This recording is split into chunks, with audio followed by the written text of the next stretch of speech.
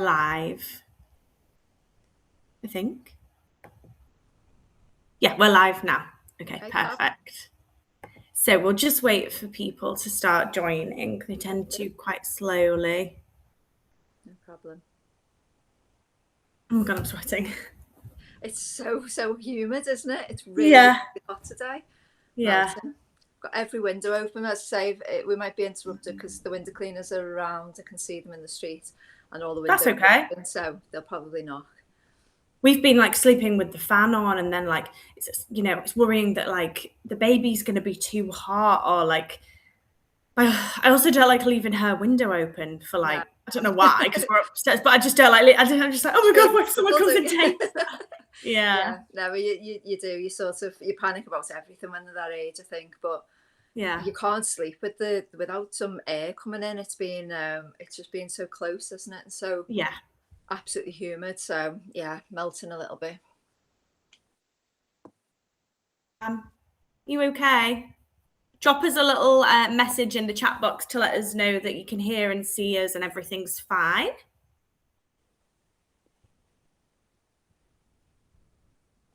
Whereabouts in Liverpool are you, Tracy? Where do you live? So do you know Walton Village? Oh, yeah. Yeah, just Yeah. outside of there. It's Yeah, nice, isn't it? it's lovely. Yeah.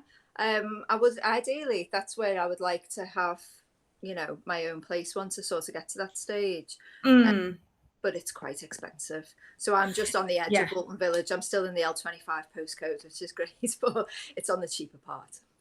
But if you want to if you want to pop in somewhere, you'd probably go to Walton. Yeah, definitely. Yeah. Yeah. It's the sort Amazing. of the local shops and bars, restaurants, and everything. It's a really lovely area, actually. Yeah. Yeah, Yeah. and it's a great mix of clients as well, Yeah.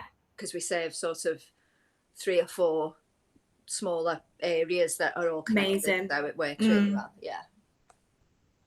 Morning, Lauren was just on, but she's popped off. Yeah. Oh, Sam said morning. I'm really good and really looking forward to this session. Oh, good morning. Me So too. am I. Can't wait. I've been really excited. I suppose while we're waiting for people to join, should we do a little intro? Sure. Yeah. Yeah, so this is Tracy. Yeah, tell them a bit about yourself, Tracy, just yeah. Okay, so I am 46. I'll be 47 in September, and I'm not going to go on about my age all the whole way through. But I suppose my unique story is that I started in skin much later than the average person. I was in a whole different career. I had my son in 2009, and then for one reason or another, I ended up retraining in skin really later on, sort of around the 40 age. And so that was a bit of a different journey to a lot of people who sort of come out of school and go into beauty, or they go into something connected to skin and work their way through. I actually worked in a solicitor's, and I was the customer service manager for a local firm up until I went off for maternity. When I had my son in 2009, he had some health complications. He's absolutely Right. fine, but it just meant that I became a carer basically at the same time as being a parent. And then my relationship broke down. So I was a single parent carer, and so I had to make some different choices. Going back to that job was not possible. The hours were too long, the days were too rigid, and it was just really impossible. So over the sort of following 10 years, maybe, I tried a number of different businesses to work around my son. So first of all, went freelance. I was doing customer service freelance, and Yeah. that worked really well, helping just small businesses locally with things like how to respond to clients, how to set up their messages, before social media got really techy. And then COVID came along, and nobody wanted to pay for things that they could do themselves. In between, I managed a cake shop for my sister. She's a very talented baker, so I did some business management there, and I absolutely loved being self-employed, loved having a business, loved sort of the interaction with the clients and still using the customer service skills, but couldn't quite make it mine, I suppose. And with one thing and another, again, down to my son, when he left nursery and went to school, the school hours didn't allow for me to be at work. for the hours that I needed to be running a business. So I had to take a step back again. And so it Yeah. was a bit like that all the way through, really, trying to find something that fit, trying to make it work, trying to just be employed in some way. I don't know whether any of you have ever been out of work for any reason, but when it's not choice, when you're sort of forced to step out of the workforce, for someone who was so driven and so career focused, it felt awful. It felt awful. Really? I absolutely hated it. So I tried everything to just make it work in one way or other. And over that time, with all the stress and strain of life, my own skin started to take the hit, really. I wasn't Yeah. looking after myself. I didn't have the funds to go and get facials. I didn't have the motivation, really, to take care of No. me. I was just taking care of my son, trying to figure things out. And for the longest time, I was thinking there was something wrong with me hair. Every time I looked in the mirror, I just looked at my hair and thought, it's not quite right. What's going on? And I Yeah. tried numerous different colours, different hairdressers, just trying different things. And it just dawned on me one day it was my face. It wasn't my hair, it was my face.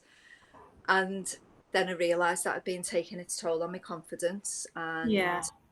the way I felt, and looking in the mirror wasn't fun. And if I was invited anywhere that I wanted to go, it became an ordeal rather than something to look forward to, because Oh. you just don't feel like yourself. And so that just sort of pushed me to start thinking about, I need to make more effort. This has such a huge impact on the way I feel. It's not vanity, it's sanity, really, isn't it? It's Yeah. I want to be able to get up and go out the door without hiding from people or worrying I'm going to bump into someone in Tesco. And Oh. so the very first product I bought was, and don't come for me for this, but it was Nip and Fab. And it was like £6 glycolic acid face wash.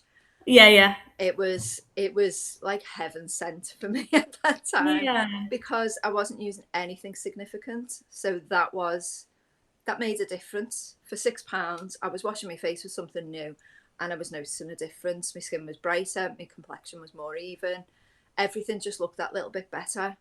And I Yeah. was like, okay, if £6 can make this difference, what else can I do? Yeah. And that started it off. That was the sort of excitement with skincare, and here I am today. Did it so you'd say the moment you kind of thought something, because I mean that's a lot. I'm guessing this period of you like not really wanting to go out, like looking in the mirror and not liking what you saw and feeling rubbish about yourself. I'm guessing it was quite a prolonged period of time, like a few years. Oh, it was years, yeah. So, as I say, I was 29 when I was pregnant and had my son. I didn't retrain in skin till almost 40. So over that time, things were sometimes better, sometimes worse, but pretty stressful.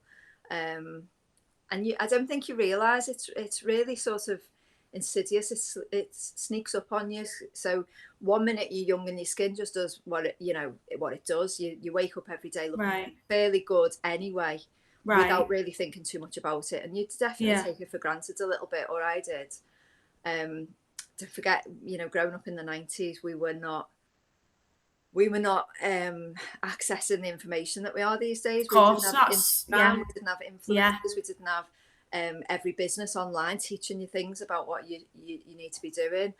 My mum, the only skincare product I remember my mum having was oil of Ulay. It wasn't even Olay Yeah. then; it was oil of Ulay. It was pink, came in like a funny shaped bottle, and it was just a basic moisturizer which she used most days. I never Mm. saw her do a skincare routine. She didn't go for facials. So then when our generation came along, we were going on sunbeds. We were Smoking ciggies. It was rave well, culture, yeah, wasn't it, in the there was a lot of that. 90s? I didn't, but I always remember walking through nightclubs and people smoked. So you'd walk through a cloud of smoke and you'd be ducking and diving, trying not to get burnt. They were totally different times. It was nuts. Um, so so growing up that way, the emphasis was not on skin anyway. And then to go Mm. from your sort of 20s into your 30s where things were okay, but then towards the end of the 30s, you start to see the decline. You start to see the sun damage from sunbeds and sunbathing. You start to see just life catching up on you. If you don't hydrate, if you don't do all the right things, it's there all over your face for everyone to see. And I suppose I wasn't looking at that. I was looking at my life and the situation I was in. So it crept up. It really did. And then once it dawned on me what it was, that was the turning point. And I'm glad it was. I don't want to look 20 again. I don't want to go back to, I don't want to change my face and be a teenager again. That's not me, and that's fine if that's what you want to do, but it's not something I'm after. But for me, the focus is always on the quality of skin. If your skin is good quality, you look and feel better straight away. It's not always about changing things. It's just about maintaining things and making sure that when I look in the mirror, I see myself, but I see myself looking like I've taken care of me. And that's sort of what I focus on. I think it's such a, like, I mean, I mean, Heidi's not even 2 yet, but there's been times where, like, I remember when she started nursery in September. So she started nursery in September. I was obviously working a lot, and she started to get, within a week of going, she started to get really sick. Like every 10 days there was a new illness. Yeah. And you know what it's like with your other half, you're just at each other's throats, you're just trying to survive. And I do remember a period from sort of like the end of September to sort of like November time where I just like it's almost embarrassing to admit it, but I wasn't looking after myself. No. Some nights, like, I wouldn't even cleanse my face. I'd just go to, like, I'd just brush my teeth and go to bed, and like it showed. It really showed. But I just, it's almost like you don't have the mental capacity to even, I couldn't face it. And, you do, like you say, you snapped yourself out of it. And so did I. But I don't know, when you're taking care of yourself, you do just feel good, don't you? It's such a huge thing. I think, again, sort of living through the crossover, living before social media and after social media. I've had a taste of both of it. I suppose for your age group, you probably don't remember anything about life without your phone in your hand and people taking photographs and all this pressure. And I am feeling the pressure, and I never did before. And I think we have to be really cautious not to become so swamped with it that in itself makes us unhappy. Taking care of me makes me feel better, feeling like I'm able to go out and face the world because I look well put together is more important than looking 20 years younger. But at the same time, the wellness industry, it's exhausting. I mean, I have these conversations daily with clients, and I'm sure all of you do as well. And they come in and say, what do you think about collagen? What do you think about this? What do you think about that? And if you were to go through the list of things that we're supposed to, take up and maintain and do every day, it's exhausting. And when you've got responsibilities of a family, or you've got responsibilities caring for older parents, or you've got a second job, or there's other things going on, taking care of you always slips down. It just does, because as I think, as mums, as carers, as nurturers, as women, we just tend to put ourselves last, don't we? So I think we do. It's easily done. You easily slip down that list of things to take care of. So I sort of, again, speak to my clients about it. I try and emphasize that the smallest thing can make the biggest difference, and a daily skincare routine is something that you can fit in. You can do 10 minutes in the evening of taking care of your skin. Everything else, if you can't get to the gym, you can understand that, it can be a couple of hours out of the house. If you can't, I don't know, if you can't do your LED every single night, that's fair enough. But having a good cleanser, a good moisturiser, a good routine, that's just going to make the difference between looking in the mirror and going, oh God, put my hood up and run into Tesco, or going out and facing the world and feeling okay. And as I say, I think as women, it hits us more so than men, for sure. It definitely is hitting your age group more than mine. I mean, so you got your Nip and Fab cleanser, and like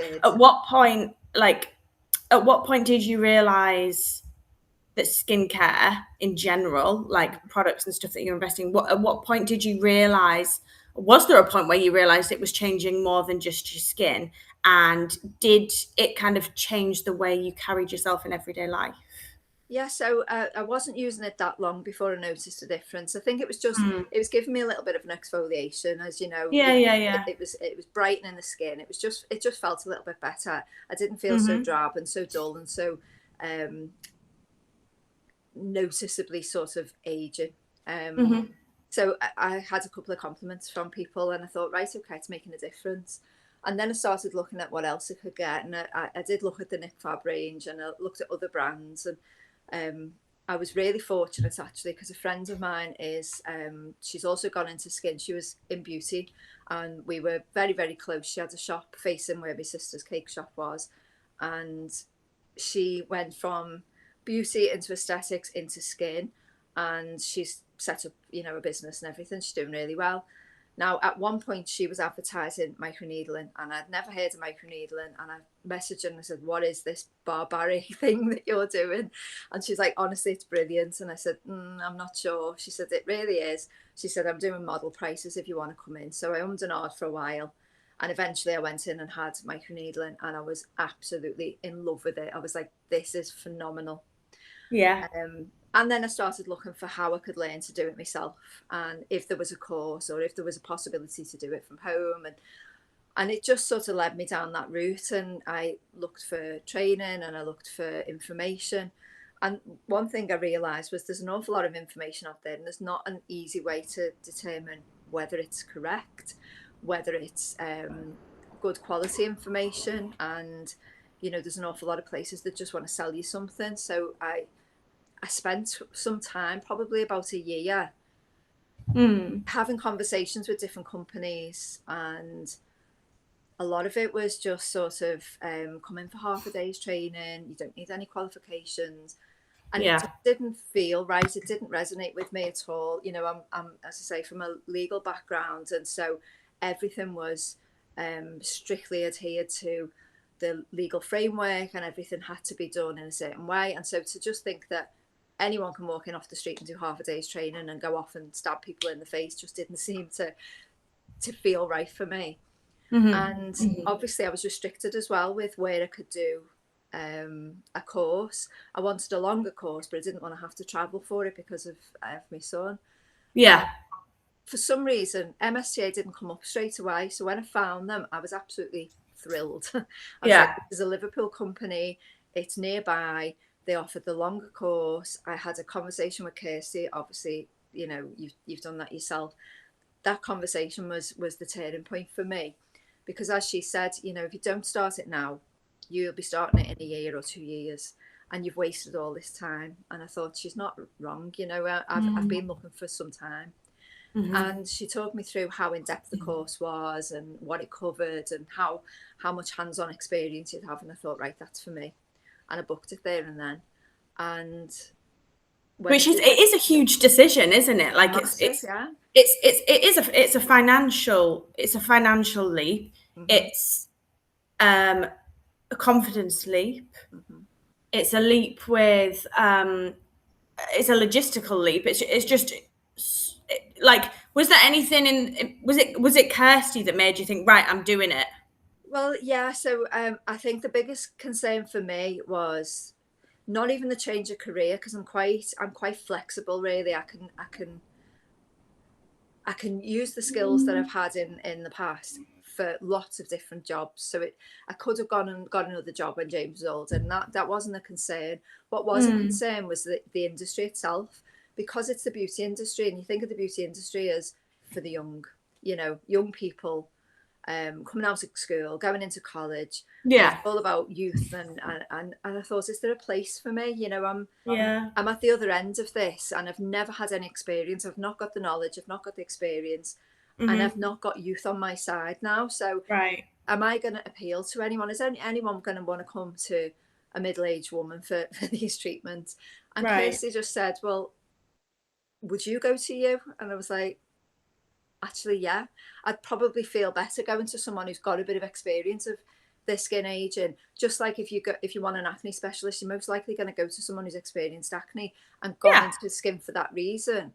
Hmm. Then women my age would potentially like to go to someone with a bit of experience in how it feels to lose collagen faster, and to see the laughter lines, and to wake up puffy and take a few hours to sort of drain off. There's all these things that you don't know about until you're older, or you haven't had them happen to you yet.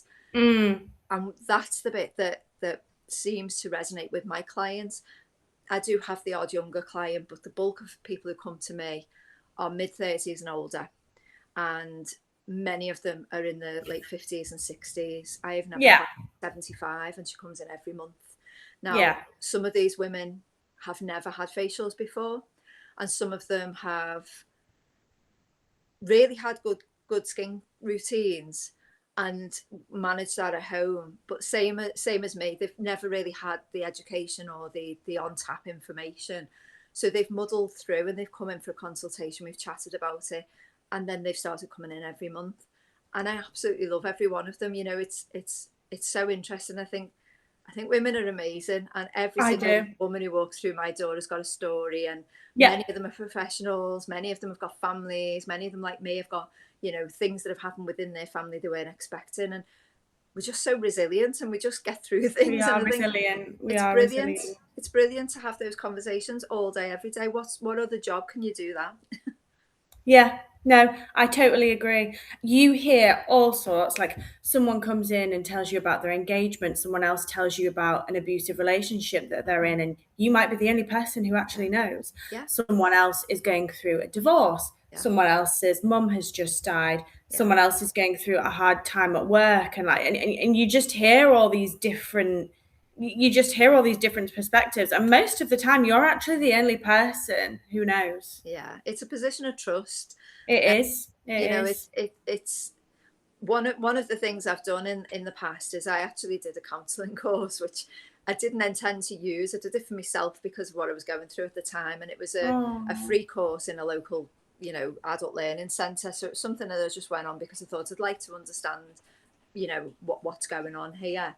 And do you know what? It's been invaluable, because you do find that people, they're in a vulnerable position. They're laying on the bed for an hour and a half sometimes, in a quiet space. They don't always get that at home. They don't always have um, that space to speak, as you say, about these things that are happening to them.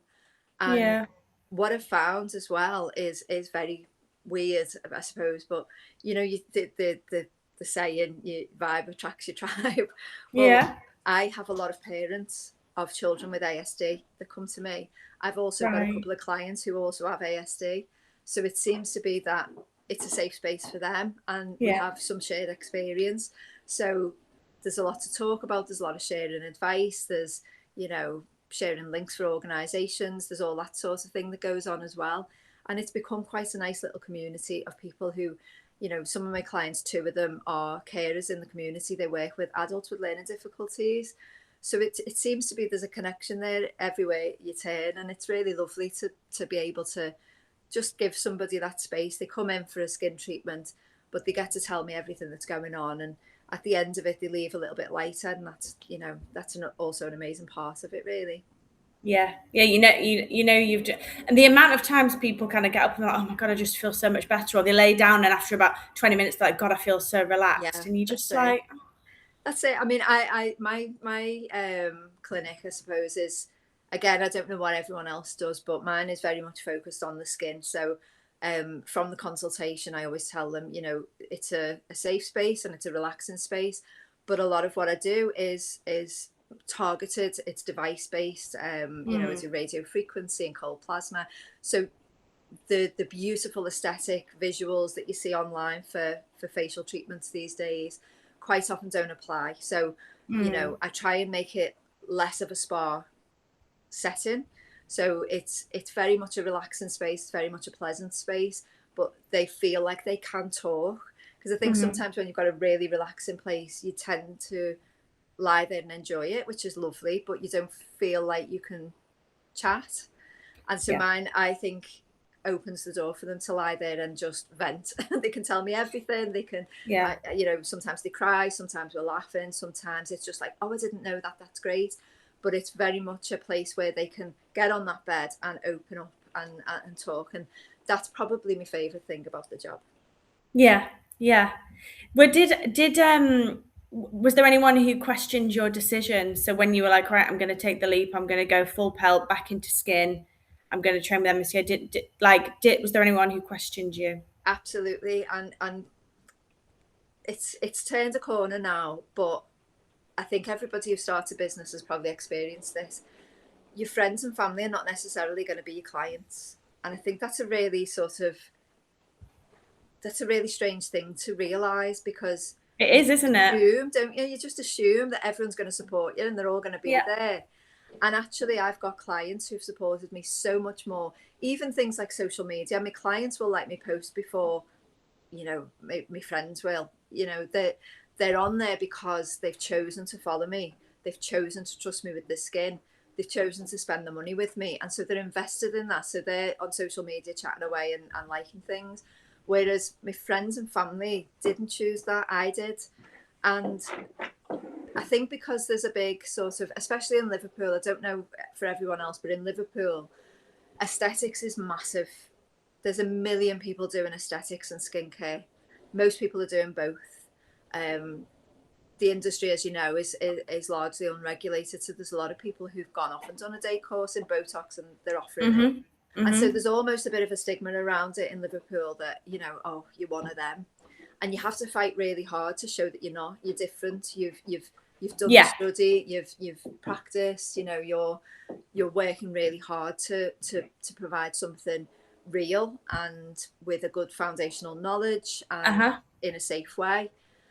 And so that was a bit of a shock, I suppose. They were all very. I mean, I'm not knocking any friends and family at all. They were all very supportive. Well done, go ahead, do it. But they weren't necessarily coming in, and they weren't necessarily engaging with me online, and they weren't even maybe telling other people about it, which was quite a reality check, really. And now What's that saying? A client will become a friend before a friend becomes a client. that's Is so that true. right? That's So exactly true. it, and it's so true. Mhm. My friends are now booking in with me, but it's taken, I'm going to be 4 years in November. It's taken Yeah. them all this time. It's been this year, and one booked in, and then another one booked in because I'm guessing they've had a conversation, and and so somebody else has sent a mum to me recently. They all came in initially when I asked them because I needed some practice, and they did come in. And to be fair, when you're fresh out the door, there's things that I wouldn't have done. I wouldn't do now that I did then. And Yeah, yeah, yeah. so you learn, you get better, you hone your skills. But yeah, that was a bit of a reality check, definitely. Just realizing that not everybody wants a facial. Not everybody wants to pay you for it. Some people will wait and see how you go before they commit to it. And Mm, yes, there was clients that from day one they've come through the door and they've been coming ever since. So yeah. that was strange, but we're getting past that now. What were those first few, so after you've done your training and you set up, like what was the first few months of running your clinic actually like? Absolutely terrifying. Imposter Yeah. syndrome set in straight away as soon as I Yeah, was yeah, in yeah. that room. So I was really lucky because so the building itself is owned by a couple who've got a chain of hairdressers. They're really, really lovely people. And so in the building, we've got the hairdressers downstairs. There's a beauty salon in the side. There's barbers upstairs, and then there's an aesthetic clinic with two nurses. And the two nurses are absolutely amazing. And for my 40th birthday, my sister paid for me to get Botox for the first ever time. And so the only place I would go was them. I'd followed them for ages. I knew that they specialised in sort of very natural looking aesthetics. And so I thought, right, that's where I would go if I would ever get it done. So my sister paid for me, and I went in and I met the girls and just fell in love with them. They're absolutely amazing. And so it was very shortly after that I finished my training and was looking for somewhere to work. And I actually bumped into one of the girls in Speak Retail Park. And she said, "How are you getting on?" I said, "Oh, great. I've just retrained in skin." She was like, "Amazing. Where are you going to work?" And I said, "Don't know yet. Still looking." She said, "Well, we've got another room. Let me speak to the landlord and make sure he's okay with it. But would you rent that room from us?" And I was like, "Yeah." So Aww. their clients were the same sort of clients that I would want. They were in the perfect location. It's 10 minutes from my house, it's 10 minutes from the school. The room would be full time, the rent was really good, you know, working alongside the girls was amazing. And so I was so lucky because it just fell into place. But for that first 6 months, I don't remember advertising much. I don't think I did anything until it was coming up to the first birthday, Mm. and I decided to have like an open event and invite people in. Before that, I did as much practice and as much reading and as many courses as I could get my hands on, even just, you know, stupid online courses that I came across that were like understanding skin health. So I did a like a 4 week course online in understanding skin health to understand everything that I could about what I was doing, because you know you can learn the protocols, you can learn the actual um, how to do the treatment, but until you're working with skin every day and you get an experience of different reactions and different ages and different textures, you really don't know anything. So I took that first 6 months as learning, and then the following 6 months of trying to build the business up. And I Mm. suppose in that way I was quite lucky because the business was supposed to fit around my son, and it did. So I didn't have to be there all day every day. I could work it in the school hours, and then when I was home in the evenings I could read and I could do other things. So by the time that first year had passed, I felt a little bit more real, I suppose is the word. I felt like a real skin therapist. And at the time, MSTA didn't offer a level 3, and I knew I wanted to get me level 3. So I went and did that with another provider, Right. got that under my belt. And then MSTA went and offered me, or just missed the boat there. I've been back to MSTA for other training. I did the Skin Boosters course with them, and I will come back to them for anything else. Yeah, of course. Yeah. I love the team and everything. But yeah, I Okay. just wanted to make sure I had everything because, as I said to you before, coming from my background, when you work in, I'm not a solicitor, but I worked in the legal sector for most Right. of my adult life. And as I say, I became a customer service manager. And part of that is understanding the process. And the process is a legally binding timeline. Everything is a legal structure, a legal framework. So there's no room for mistakes or, you know, to going off the path. And to go from that to an industry that pretty much lets you do what you want was such a shock. I bet. You know, I couldn't quite get my head around the fact that Mm. I'd done all this work and you've done 4 hours and we are now advertising the same thing. And I know obviously from a business perspective it doesn't pay to be negative, so I avoid that at all costs. But at the same time I feel like clients don't know what they don't know, and Hmm. we have an important role to educate them and to keep Yeah. them safe.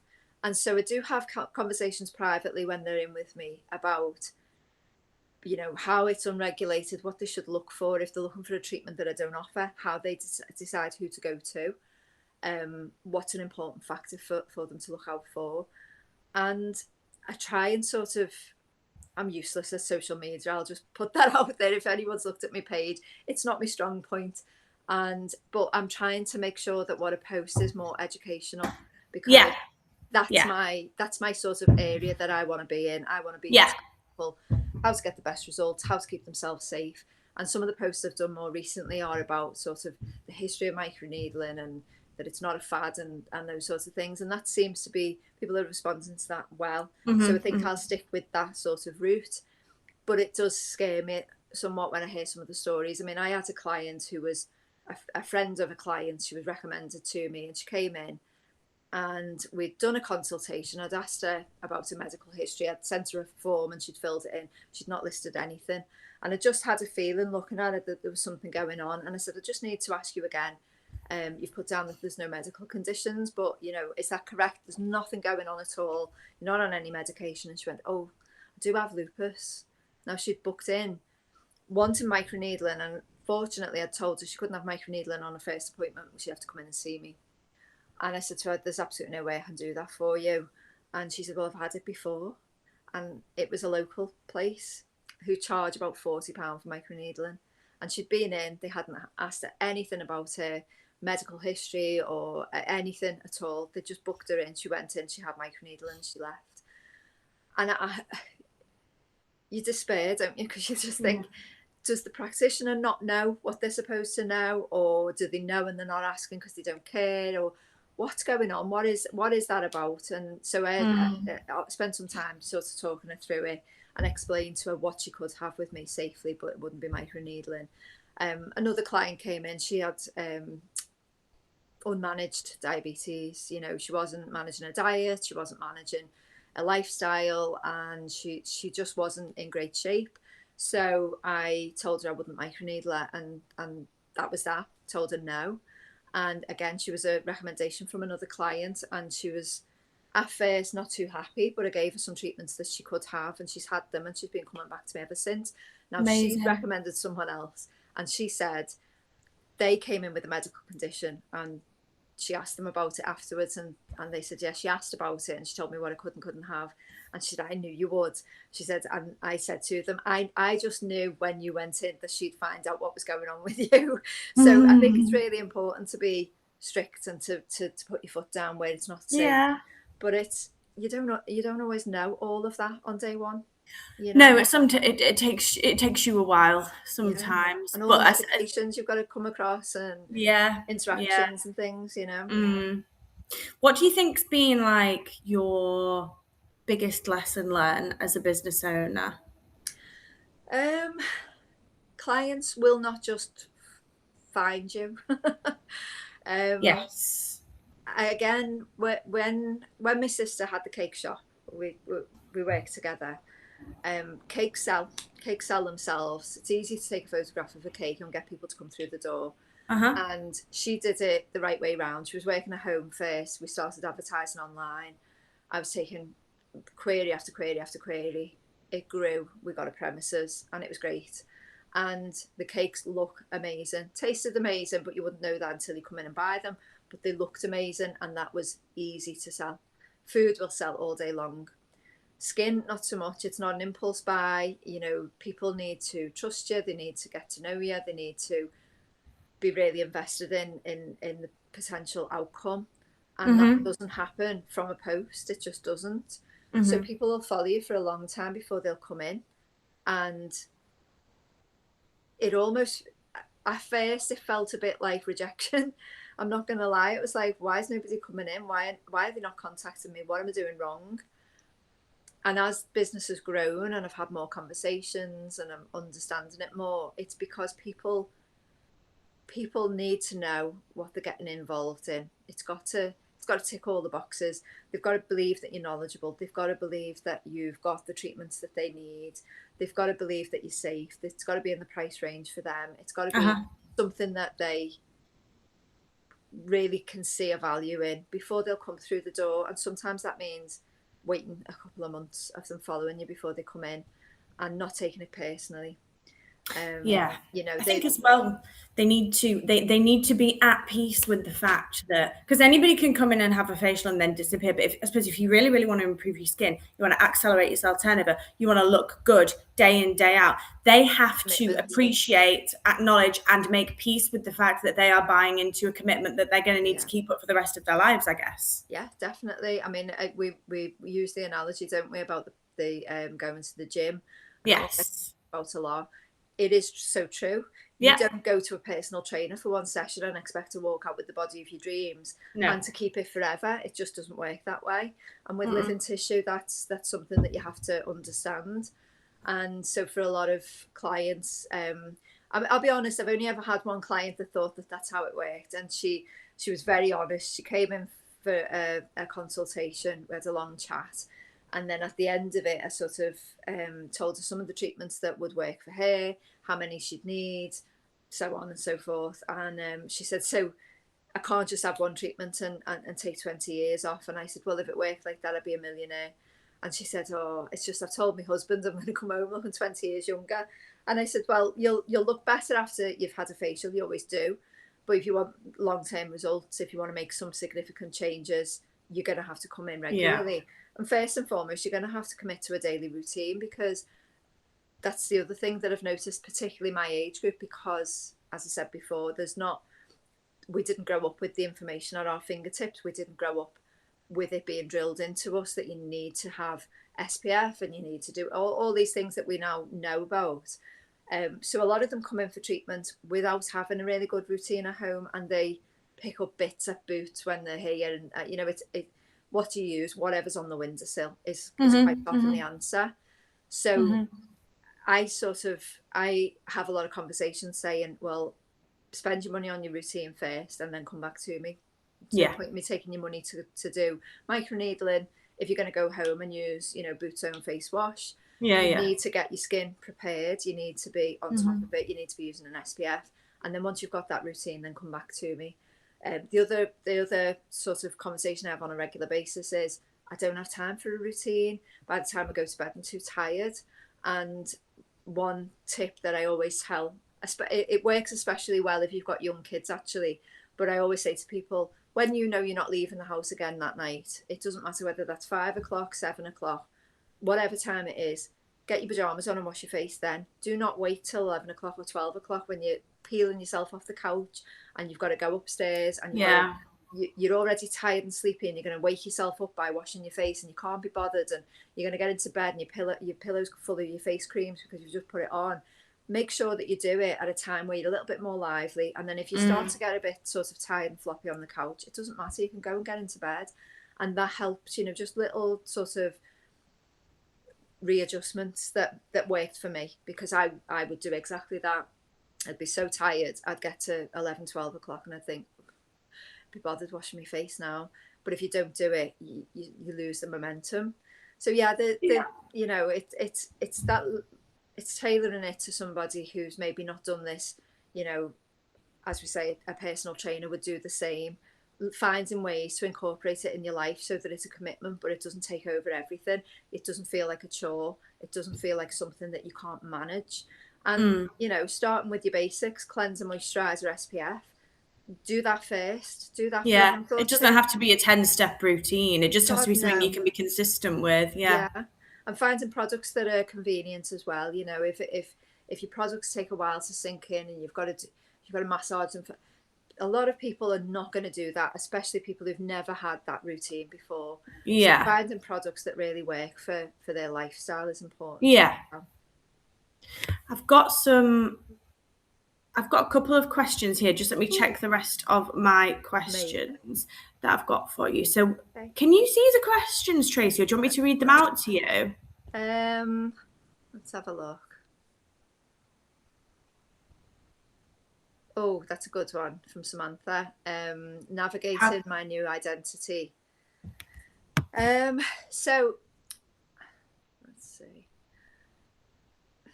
I'll be honest. So it was a lot. It really was a lot, and it took a while. I don't use this word lightly, but there was a bit of a grieving process. Really? It was saying goodbye to something I knew and someone I was, and the life that I recognised. It wasn't just work, it was what was going on at home as well. Yeah. But it was a process. Lots of working on myself to try and understand why I was feeling the way I was feeling. Give myself lots of time, lots of tears.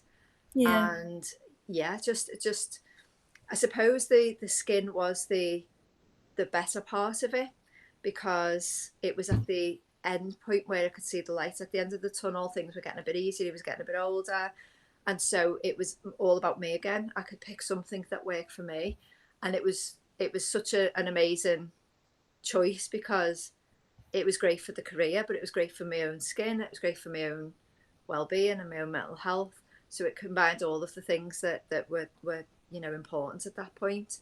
In terms of the career itself, so going from the corporate world, you'll probably feel like you were extremely professional in your day-to-day life. I was heels and a suit every day, and you know, everything was professional. Meetings were professional. This feels a little bit more relaxed, but actually what I've realised over the almost 4 years is to lean into that, lean into where you came from. I mentioned before about I'm not a spa. I'm not, and that's something that I'm very clear on from the consultation. But what I aim to be, what I hope to be, is a point of knowledge, a point of advice and guidance. And one of my more recent clients is actually a younger client. She's 21, and her and a friend came together, and I was quite amused because I thought, I don't know why they would have come to me. There's a million young girls who've got brilliant, businesses, and they're offering all kinds of things specifically tailored to your age. So I asked them, why is it you chose me? And they said, we were looking for someone professional. And I thought, well, that's obviously how I come across, somewhere, Yeah, yeah, somehow. yeah, So lean yeah, into it, be professional, be an authority in your yeah. business. You don't necessarily need to change who you are or what the skills that you've gained over the years in the corporate world. They very much translate into your business. Make your business as seamless and professional an experience for them as you would Hmm. have in whatever background you were in before. And that seems to be working for me. I've come Yeah. completely away from trying to be a girly sort of pretty setup. That's definitely got its place. And I look at some businesses and think, oh my God, aesthetically, that's beautiful. And that's great. But that's not necessarily where my skills lie. So I've come away Hmm. from that for me. And I try and present myself as someone who prides herself in understanding how every single device works. I'm my niche, I suppose.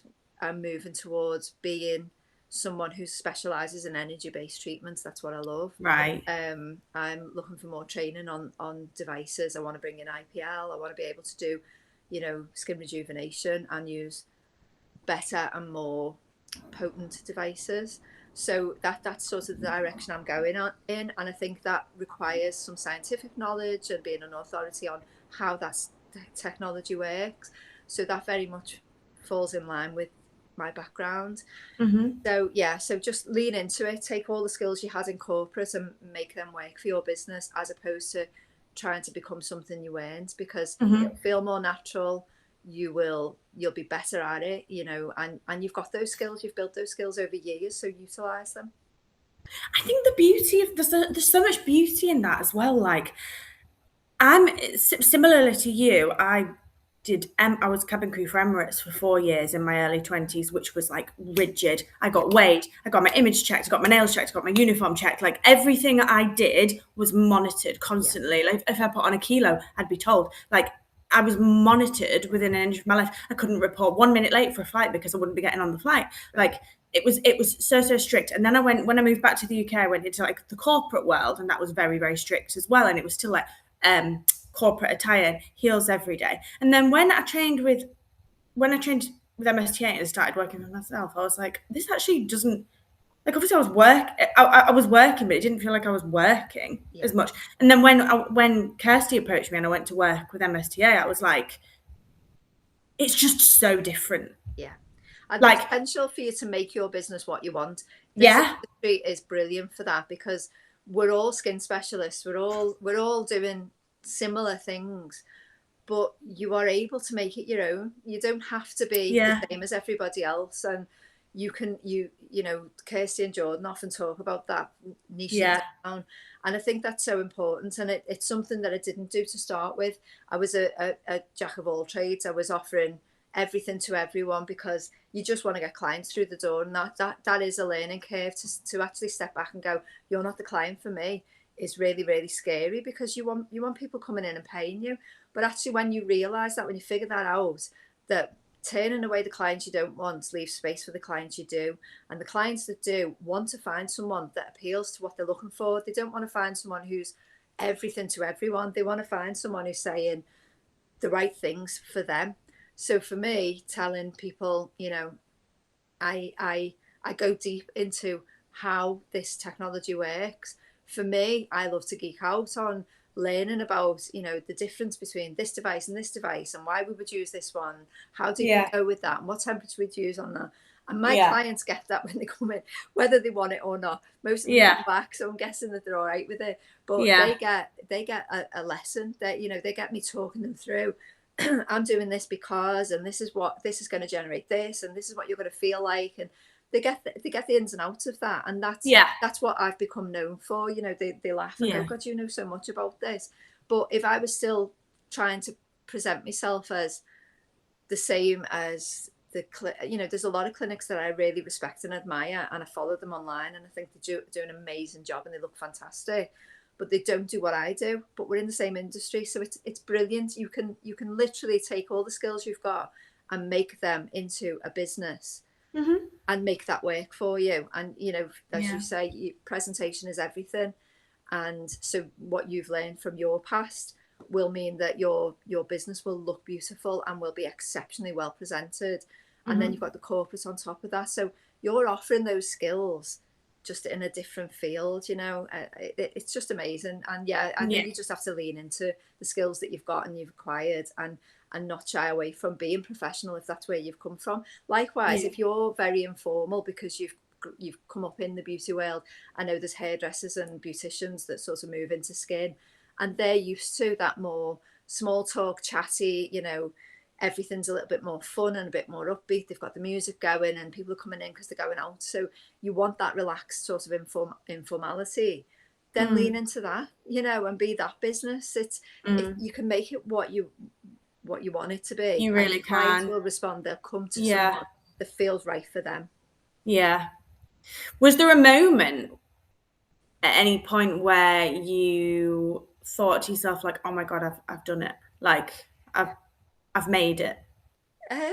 Well, this is one of them. Being asked to talk about your business is a real sort of Yeah. highlight, isn't it? You know, the idea that people actually want to hear about it is amazing. So yeah, Mm. this and at the MSTA brunch when I had a board of my own, it was like, wow, this is, you know, I've been in this industry Yeah. some time now. I'm still here. There's lots of people who don't make it, and I don't think it's that they don't make it because they weren't good enough or anything like that. I think No. sometimes people don't realize what it takes to make a business last. Mhm. Sometimes it's going Mhm. to take you 3 years before you start to make money. It's going to take you 2 or 3 years before you've got a reputation for something, you know, Mhm. tangible that people will talk about. It's going to take you a few years before you feel like you're real. You know, you've got that Mhm. imposter syndrome on day one, and it doesn't just go away overnight. Sometimes it takes a while. And I Mhm. think some people give up before they get to that point. So Yeah. getting to this point, being recognised by MSTA, being recognised by my clients, still being here almost 4 years later, you sort of think, okay, I've done it now. It's not to say Yeah. it's not hard work, Yeah. and it's not to say that there's always a risk that, you know, things could go wrong. But when you see that you are still there and people are coming to you and you're still getting new people, and you know, yeah, it's pinch me moments. It's amazing, Best feeling in the world. isn't it? Like it's Yeah. just honestly. What does how would you say your relationship with yourself has changed over the last few years? Like what does confidence mean to you now? Um, well, in terms of making, you know, creating a business out of nothing. I mean, I had 0 followers when I started, and again, being slightly older, and it's not even the age thing, but it's just the generation. I think we weren't big on social media, so I didn't No. have already, you know, 2,000 followers. I think on my personal Instagram, I've still got about 200 followers, and they're people I genuinely know in real life. Um, so starting a business with no followers, nobody knew who I was. I didn't have a big circle of friends to come in to get to this point. That's changed something in me, because I think it's an achievement, and it's my own grit and hard work that's got me here. And Mhm. I've made some bad choices, and I've looked back and gone, oh, I probably shouldn't have done that course, or I shouldn't have bought that product. But I've made some good ones, and they've paid off. And Yeah. it's you know, you think, well, that is what business is. I think people think that business is knowing all the answers. Business is trying things and making mistakes and learning from it, and progressing, and you know, Mhm. fighting to stay relevant, fighting to stay, you know, open. And I've done that, so yeah, it feels amazing. But the other thing that's happened as well is I have got older, and one of the wonderful things about getting older is you don't care anymore. Yeah, I can You imagine. suddenly go, do you know what, that is so trivial, or that is not. I have lived my life. I have been through hard times. I fought battles that I never thought I would fight, and I've come out the other side of it. So I don't get hung up on things that Uh-huh. possibly put a lot of pressure on people when they're younger. And I Mm-hmm. love that. I actually love, that's one thing about getting older that you can look forward to, is the self-assuredness and the the lack of, I'm unbothered, as they say, about an awful lot of Really? things that some people are bothered about, and it's a great place to be. You I know, can I imagine. I have got to the point where I can sit here and look at myself on the screen and not cringe, But you and look incredible. some days you look better than others. Today I look particularly puffy You look because it's been so incredible. hot. I've woke up puffy and I'm still puffy. It's just not going down. But you know what? It's my face. I live with it every day. I go out the house every day. I know my skin is good quality. It's better. My skin looks better now than when I was 38. So I have no problem getting up and going out the door like this. Even if I Yeah. think, you know what, some days I look better than this. But today is one of those days when I'm a bit sweaty and a bit puffy, and aren't we all? The weather's incredibly hot. So I'm not hung up on that. Whereas at one time I'd have probably felt like, oh God, why are me, eyes puffed up like this? Now I just think, I'm not bothered. I've got things to do. I'm going to go out in a minute and face the world. And it's incredible because Mm. I don't care if somebody's looking at me saying she's got puffy eyes. It's life. It's how we look. I'm very conscious that there's a line for me. I like to maintain the way I look, but I don't like to be unhappy about the pressure of maintaining the way I look. Yeah. So being 46, nearly 47, and thinking I look all right, actually. You look like, Good honestly, for you look me. absolutely incredible. Thank you. I'm not fishing for compliments, but I'll take them. You Thank know you very you much. you do like you would turn heads. Well, But I maybe don't know you about, don't see that. Maybe you don't see that because no. we pick ourselves apart, don't we? I do it, but Yeah. yeah. Again, that's a conversation I have quite often.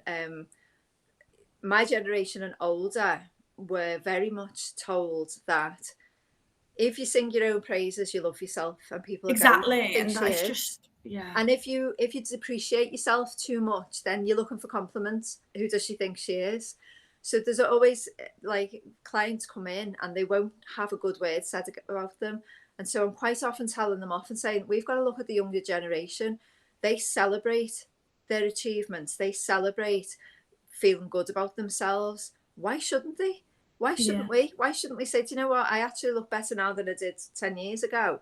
And I'm really glad about that. I feel good going out the door. I don't love myself. I don't think I'm God's gift. I don't, it's not a vanity thing, but I'm happy that I feel confident enough to go and face the world every day and not worry about the way I look. And I think your generation are really coming round to that and really championing that. And it's lovely to see. Yeah. And Yeah. sometimes the 65-year-olds go, do you know what? You're right.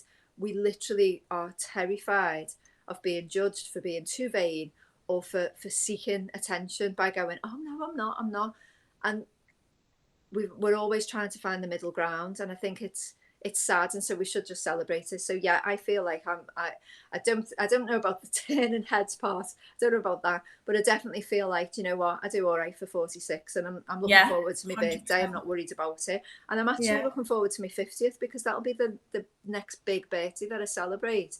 It's a few years off. It's 3 years off, whatever, but that will be something that I will probably try and throw a party or do something to celebrate myself and to enjoy Absolutely. it. Why Yeah. why not? So Yeah.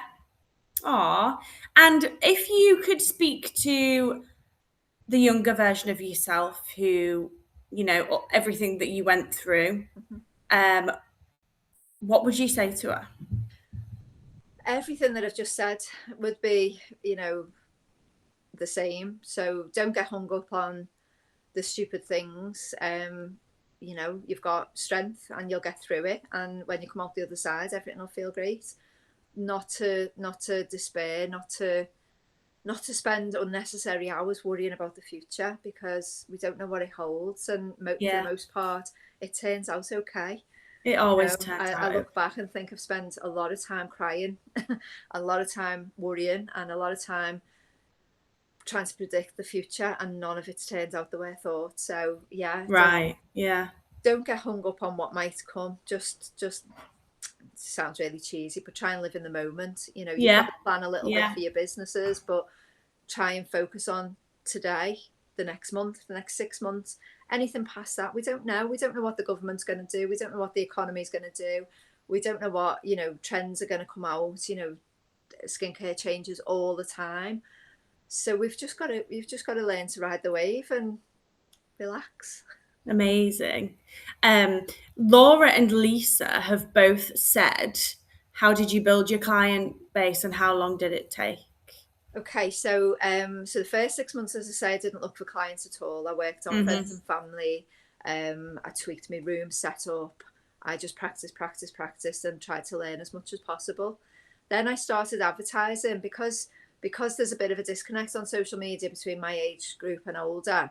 I tried to find ways to advertise in the local community. So one of the ways was using the local magazines. I don't know whether you have them, but quite a lot of areas will have a free magazine that's delivered through the door. Yes. So yeah, we do. Where I'm based, there was 3 local magazines, so I've advertised in all of those, and they just basically go out for free. The advertising pays for the production of the magazine, and so you're getting 2 clients who are local.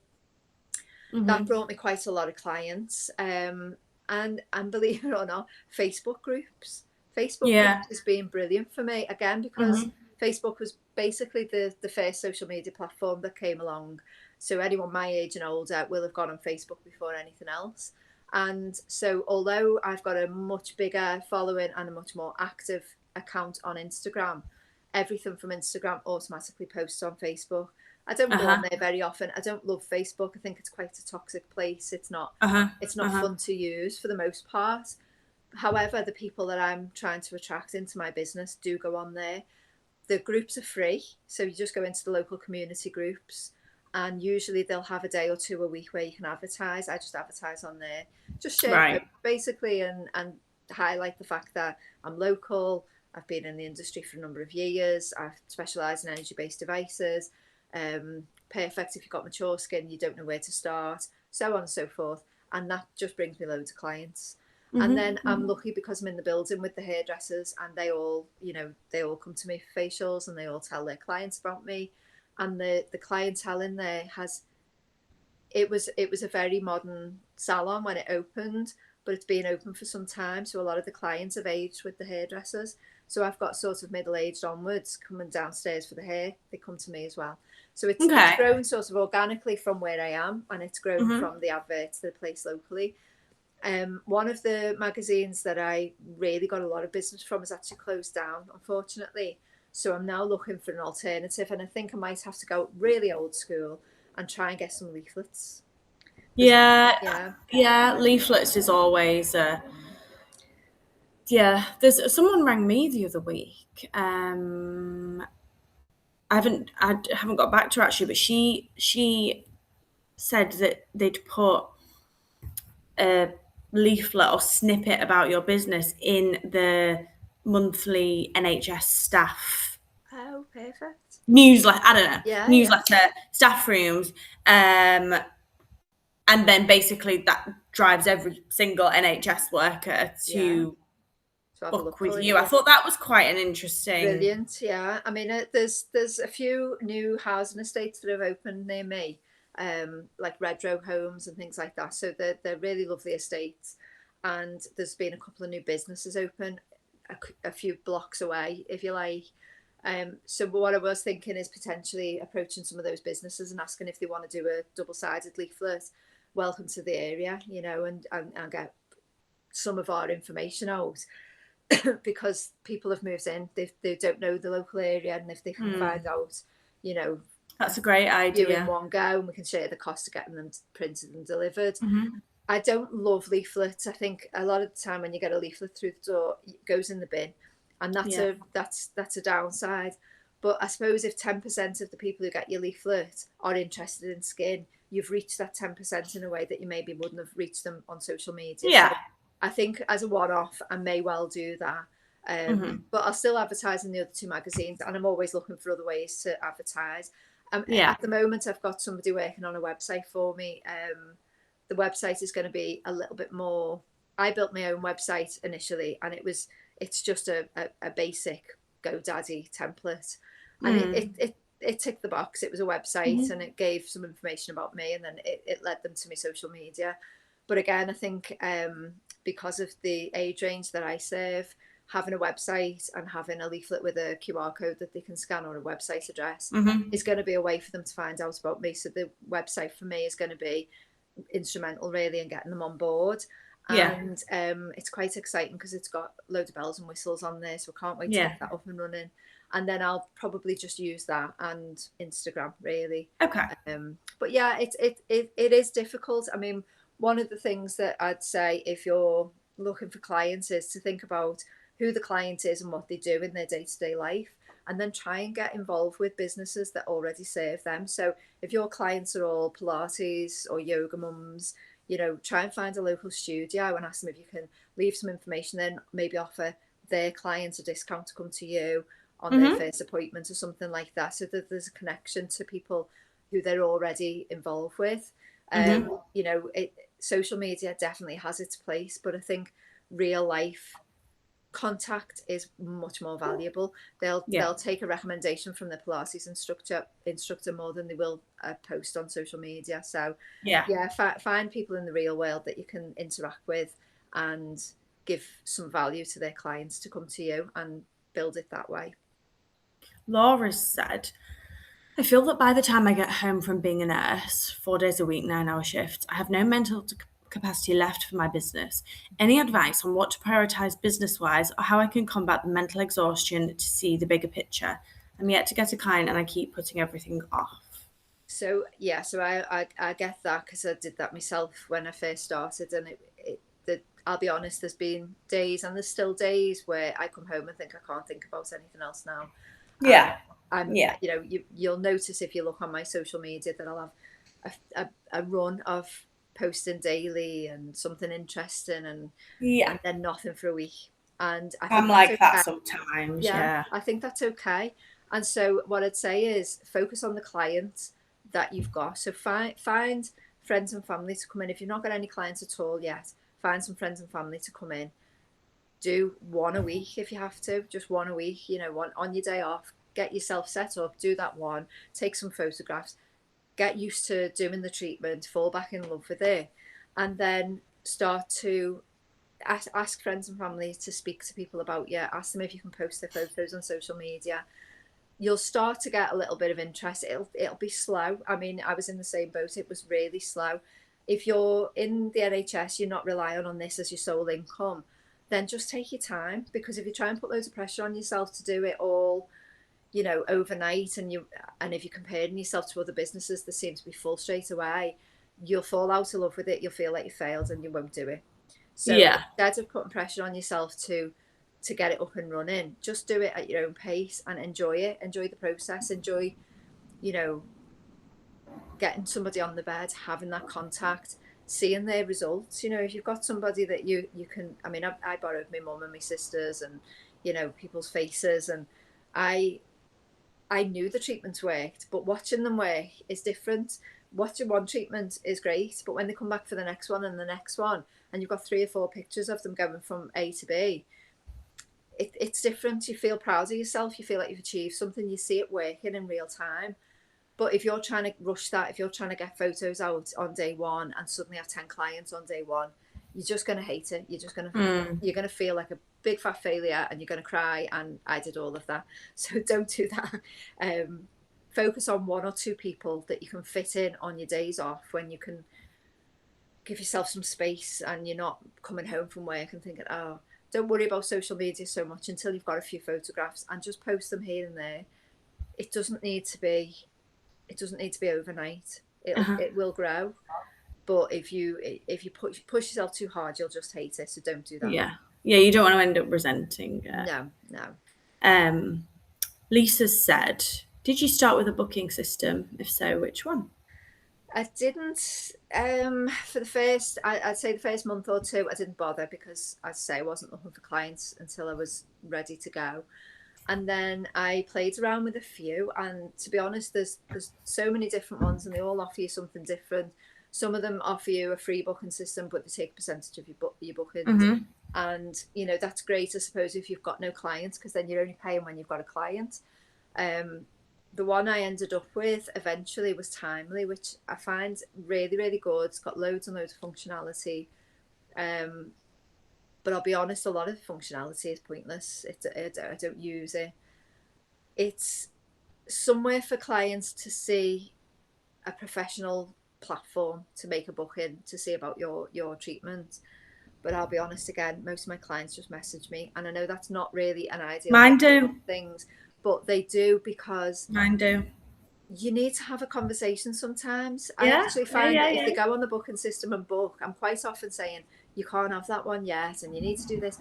So it's not ideal because you'll spend a lot of time having conversations about what they need to book and Yes. when. Yeah. But at the same time, it gives you a lot of control over your timetable, a lot of control over your days, a lot of control over what your clients are actually having and if they should be having, microneedling or not, and what have you. So I think it works better giving them a platform they can see. They can go to that if they don't know you. I put the link on every now and again, and people will go on and have a little look. It's great. I sell digital gift cards, so I don't have a physical one anymore. But if you want to Okay. buy a voucher for someone, you can go on my booking system and buy it. But it's difficult because, and I've tweaked the way my setup. So initially, I had every treatment listed on the booking system, and quite often somebody new would book, and I'd have to say to them, "Can I book you in for consultation first? We can do it on the same day, but then you won't be able to have microneedling on the same day." And it was a big long conversation. So I thought, you know what, rather than giving them the option of booking things that they really can't have, because even if you put in it, please don't book this unless you've seen me before, they don't always read it. So I changed the whole system, and I put on a bespoke appointment that was either 45 minutes, 60 minutes, or 90 minutes. But then they couldn't see what I offered. So that became a problem because then I get messages saying, well, do you do microneedling? Do you do chemical peels? What do you do? So I've settled on listing all of the treatments, the price that I charge, and they can go on and they can see it. But on the most part, when they contact me, I'll say, come and have a consultation. And I will talk them through, and then I'll encourage Yeah. them to contact me to book any future appointment. I'm hoping with the website that will be different, because the website will have a members page. So they will be able to go to their page, book from their page, and then it will be intelligently built so that it can offer them what they need rather Okay. than letting them Yeah. just book anything. Yeah. So that will nip that one in the bud, but I still anticipate getting loads of messages saying, have you got anything on Saturday? I can't find it on your system, and can I come in at this time? And I'll be swapping in, because that's the other thing. I only put on the times that I'm actually available around the school responsibilities and my Yeah. son. Yeah. Yeah. But then there'll be days that I'm not booked in work. Like Tuesday, I book myself out, but there'll be clients who'll say, I can only do Tuesday, and I can choose then whether I'll go in. So I like having that sort of control over it, really. But so yeah, Timely is great. It's not the cheapest. I think it's about £39 a month. Some of them are cheaper than that. But I find it's got consultation forms. You can take online payments. You can take deposit. It can send text. You can send the consultation forms from Timely, and it goes back to their client record. You can store photographs on there. You can sell products from there if you want to. You can put your retail up on there. There are loyalty points. You can get loyalty points. It's got everything you could possibly want in a booking system. So if you're really going to use a booking system and stick with one, I'd say it's quite good. I don't know whether there's a code on there that I could give you, because I think if you use the code, you get so much off your first month, or so many months for free or something. So I'll have a little look later, and then if you're inclined to do so, you can have a look on my profile, and I'll see if I can post it for you. Thank you. I'm just gonna, can I take a quick picture of us for Of the course. Insta? And then I want to just do a quick fire before we go. Okay. Right, okay.